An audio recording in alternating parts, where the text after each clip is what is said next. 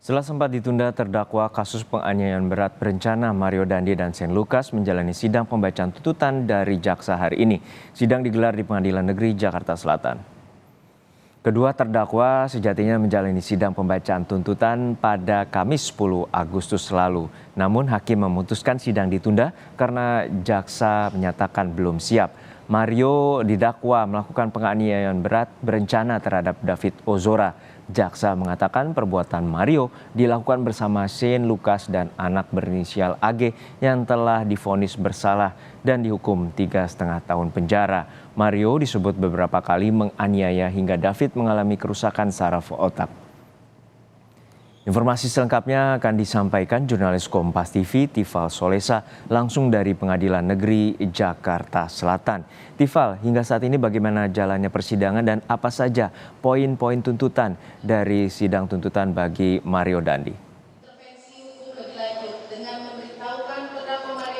Saya dan teman-teman pewarta lainnya di depan ruang sidang utama Pengadilan Negeri Jakarta Selatan sampai siang ini masih mencermati analisis yuridis yang disampaikan jaksa penuntut umum dari Kejaksaan Negeri Jakarta Selatan untuk terdakwa pertama yang akan disampaikan tuntutannya hari ini. Yang pertama itu adalah terdakwa Mario Dandi Satrio, dan fokus untuk analisis yuridis yang pertama kali disampaikan jaksa adalah untuk pasal di dalam dakwaan primer di pasal 355 ayat 1 Kitab Undang-Undang Hukum Pidana tentang upaya penganiayaan berat dengan rencana terlebih dahulu. Yang saya cermati tadi, poin yang cukup penting di sini ditekankan oleh jaksa penuntut umum bahwa sudah terlihat ada upaya perencanaan yang dilakukan Mario Dandi Satrio terhadap korban David Ozora untuk dilakukan penganiayaan di kawasan Pesanggerahan Jakarta Selatan. Salah satu buktinya apa? Menurut jaksa penuntut umum ini dibuktikan dengan upaya komunikasi yang dilakukan oleh David Ozora dengan dalih untuk mengembalikan kartu pelajar yang dipegang oleh pelaku anak AG yang juga menjadi terpidana statusnya untuk kasus ini dan sudah dijatuhi vonis 3,5 tahun kurungan penjara di LPKA begitu. Nah, upaya dilakukan mulai dari memesan ojek daring, kemudian dilakukanlah pertemuan antara AG dengan korban David Ozora di salah satu kompleks perumahan di kawasan Ulu Jami Pesanggerahan Jakarta Selatan kala itu, dan dia terlibat di situ dengan upaya untuk mengonfirmasi dengan alasan atau dalihnya selain untuk mengembalikan kartu pelajar yang dipegang oleh AG, ia juga bertujuan untuk melakukan konfirmasi betulkah ada upaya tindakan tak pantas yang dilakukan David kepada AG yang saat itu statusnya masih sebagai kekasih dari Mario Dandi Satrio. Itu yang menjadi kunci yang dipegang oleh jaksa penuntut umum untuk menjerat Mario Dandi Satrio dengan pasal 355 ayat 1 Kitab Undang-Undang Hukum Pidana. Tapi pertanyaannya, apakah kemudian ini akan dijatuhi pidana maksimal atau dituntut pidana maksimal dari jaksa penuntut umum kepada Mario Dandi? Ini yang menarik untuk dicermati karena analisis yuridis masih terus dibacakan oleh jaksa penuntut umum sampai dengan saat ini. Perlu diingat bahwa untuk Mario Dandi Satrio ini dikenakan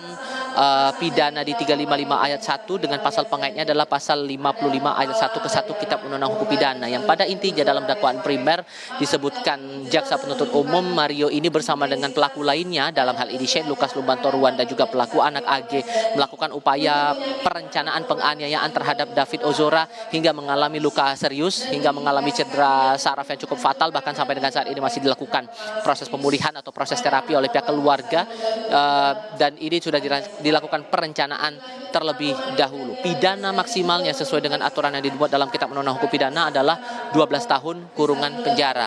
Ada pula pengaitan terhadap Mario Dandi untuk pasal-pasal lain dalam dakwaan yang lainnya begitu.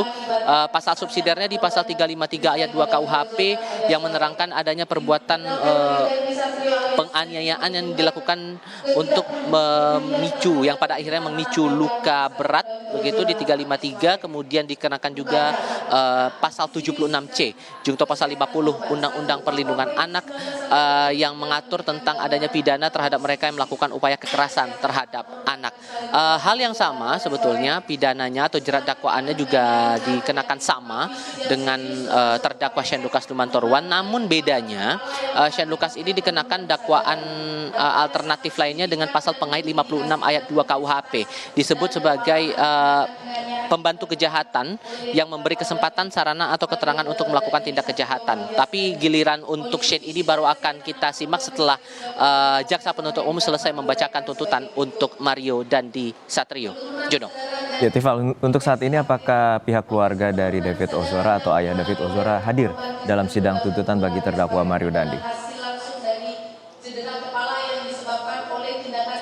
Dari pihak keluarga tadi diwakili langsung oleh penasihat hukumnya, Melissa Anggraini, kepada saya tadi bersama dengan pewarta lainnya menyampaikan bahwa ayah David, Jonathan Latumahina ini sedang mendampingi David Ozora untuk melakukan terapi lanjutan di luar kota. Tidak secara spesifik disampaikan terapinya di mana, lalu kemudian bentuk terapinya spesifiknya seperti apa, tapi yang jelas ini berkaitan langsung dengan upaya pemulihan terhadap David Ozora yang masih mengalami sejumlah kendala begitu dalam melakukan aktivitas, baik itu kendala fisik maupun juga kendala psikomotorik, kendala kognisi dan lain-lainnya begitu. Berkaitan dengan hal itu juga tadi sempat dijelaskan juga oleh pihak keluarga David Ozora lewat penasihat hukumnya Melissa Anggraini kepada wartawan, disebutkan bahwa kemarin persisnya pada hari Senin begitu, ayah David Ozora, Jonathan Latumahina, sudah menyampaikan melayangkan surat terbuka kepada Jaksa Agung Republik Indonesia Sanitiar Burhanuddin, ditembuskan kepada Kejaksaan Tinggi DKI Jakarta dan Kejaksaan Negeri Jakarta Selatan. Dan diharapkan dalam surat terbuka itu ia mengharapkan adanya pidana tambahan untuk yang bisa dijatuhkan kepada terdakwa Mario Dandi Satrio dan juga terdakwa Shane Lucas Lumbantoruan. Apa dasarnya? Dari pihak keluarga melihat bahwa dari keterangan yang disampaikan oleh Mario Dandi dan juga Shane Lucas di muka persidangan ini tidak konsisten, terkesan berbelit-belit begitu, dan seolah menurut mereka ini tidak menghormati proses persidangan yang berlangsung di Pengadilan Negeri Jakarta Selatan. Itu satu hal. Kemudian yang kedua, ditekankan juga masalah keraguan yang sempat muncul di pikiran ayah David Ozora ini, yang seharusnya sidang tuntutan itu dibacakan kemarin di pekan lalu pada hari Kamis lalu, namun diundur pada hari ini, dan terkesan ada maksud-maksud lain di balik itu semua, sehingga kecurigaan-kecurigaan itu juga yang dituangkan, yang disampaikan begitu oleh Jonathan Latumahina lewat surat terbuka kepada Kejaksaan Agung Republik Indonesia. Hal lain juga yang disampaikan oleh pihak keluarga lewat penasihat hukumnya tadi masalah restitusi. Tadi sempat disinggung masalah bentuk terapi seperti apa saja sebetulnya masih terus berjalan hingga saat ini. Home terapi, baik itu fisioterapi dan juga terapi-terapi pendukung lainnya, ini masih sangat diperlukan oleh David Ozora untuk mengembalikan kondisinya seperti sedia kala, walaupun sebetulnya dalam catatan medis agak sulit untuk mencapai 100% kondisi David ini bisa pulih seperti sebelum dilakukan penganiayaan terhadap dirinya oleh Mario Dandi Satrio dan kawan-kawan begitu.